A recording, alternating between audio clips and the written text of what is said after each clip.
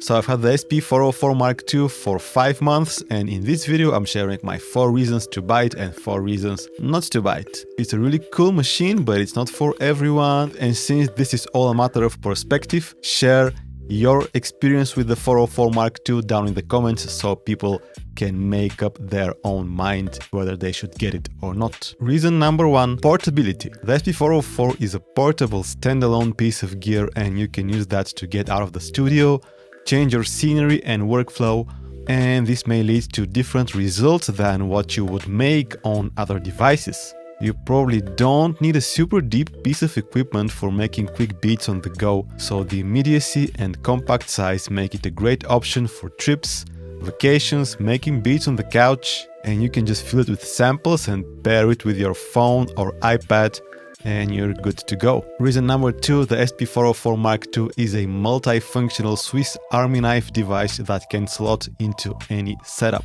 It's a sampler, sequencer, effect processor, MIDI controller, audio interface, audio recorder, and even a DJ player. Even if you don't use it as your main beat machine, you can always get some use out of it. It's great for recording beat videos or sets, as you can connect it to your phone via USB and record video and audio simultaneously without a dedicated audio interface for your phone. Reason number 3, it's actually a viable option for making beats, and it's not as limited as previous SP-404 models. Now, SP heads may disagree with me on this, but for me the OG 404 or even the 404SX were too cumbersome for this and were basically more geared towards performing than producing. With the Mark II, you can chop, pitch, truncate, and play samples chromatically, which are all essential features for beat making. You can do this with an iPad app like Koala Sampler, but I found that the SP is more responsive. Koala on iOS has a bit of latency because it's locked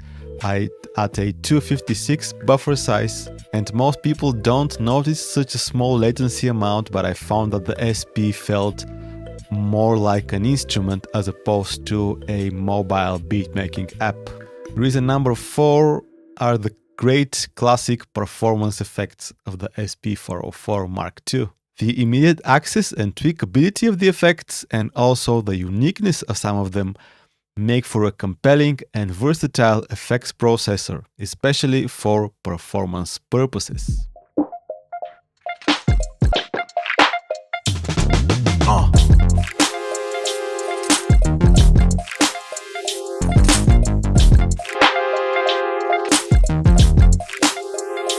Yeah.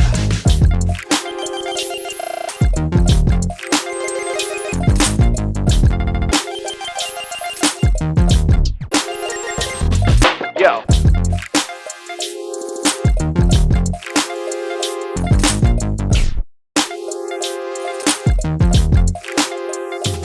A quick reminder to hit that like button down there if you're enjoying the video and if it's useful to you. And now let's get into the reasons why you shouldn't get the SP-404 Mark II. And reason number 1 for me is that the sampler engine is way too limited.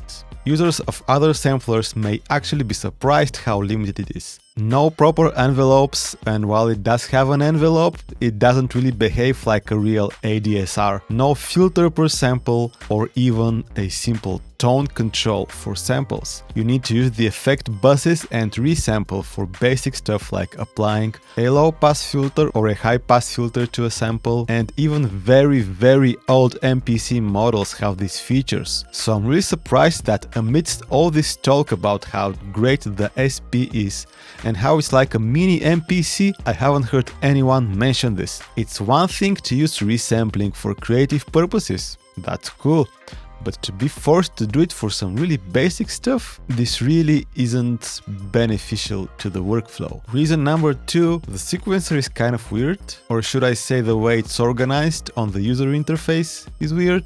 There is no play and stop button, and you need to switch to a different mode, the pattern sequencer mode, and you can't just press record like on an MPC or machine and start recording MIDI. And then deleting mistakes is a bit slow and cumbersome. Although it does have an undo button, it has a limited amount of undo history, and there is a way to delete only nodes for a certain path, but again, executing it is not super straightforward. So it's not as bad as older SPs, but it's not great either, because for me at least, being able to quickly delete and start recording again is a big part of my creative process. And reason number 3 is that generally because of all this, doing anything more complex on the SP-404 Mark II is a bit cumbersome, difficult. It takes a lot of time and effort, as opposed to something like Maschine or MPC or Ableton with the Push 2. And that's where the whole limitations lead to more creativity mantra becomes a bit of a double-edged sword. On one hand, yes, it will force you to do stuff you wouldn't do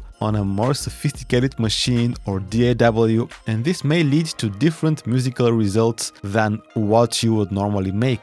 But on the other hand, the limitations may cause you to play it safe, because correcting mistakes isn't quite easy and doing some things takes a lot of work and workarounds, so this may actually discourage you from experimenting more. And I realize that this is quite subjective, so I'd love to hear your opinion on this down in the comments. Reason number 4 is that if you are looking for a standalone machine to make beats on, a standalone sampler and sequencer, the MPC-1 is not much more expensive and it's vastly superior in a lot of aspects. I'm not a huge fan of the MPC workflow, but there is a huge gap in power and capabilities that you get on it compared to the SP, and that gap is far bigger than the price would suggest, which for me makes the SP slightly overpriced, contrary to most opinions I've heard on the subject.